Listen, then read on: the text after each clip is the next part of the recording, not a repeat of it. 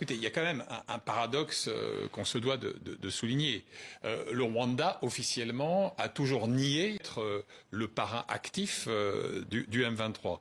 Or là, on accepte un tête-à-tête, ce qui signifie que lorsqu'on évoque la perspective d'une cessation des combats, on assume une forme de responsabilité puisqu'on estime avoir l'emprise nécessaire pour infléchir le cours de l'histoire et du conflit. Donc, si vous voulez, il y a là sans doute une sorte de conjonction astrale un peu surprenante, mais qui fait que d'un côté comme de l'autre, on mesure que le statu quo était intenable.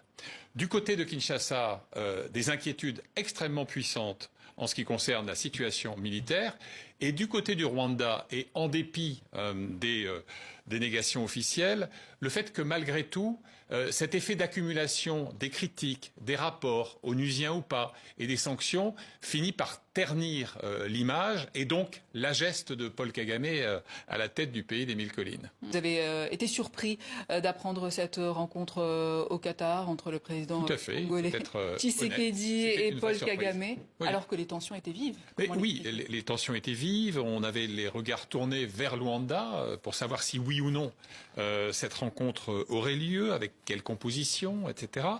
Et voilà que ce qui semblait improbable survient. Tout ça a été préparé dans le plus grand secret, avec une médiation très active donc de l'émir du Qatar. Je vois peut-être deux hypothèses. D'abord, l'extraterritorialité peut être un atout. C'est-à-dire qu'on sait très bien que parfois s'éloigner du champ conflictuel permet un peu plus de sérénité et en quelque sorte, vous libère de peut-être certaines suspicions sur la neutralité de l'hôte africain, Luanda par exemple. Trop proche peut-être.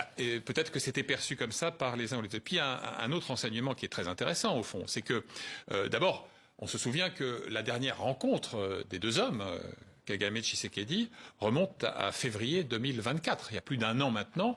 Elle avait été glaciale. C'était dans la coulisse d'un sommet de l'Union africaine. Et puis, on se souvient aussi du rendez-vous manqué de la mi-décembre dernier.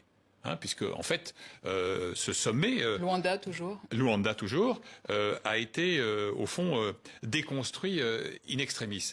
Et j'observe enfin que, du côté de Kinshasa, la ligne rouge qui avait été tracée par Félix Tshisekedi, c'était ce fameux contact direct, négociation, avec la rébellion du M23.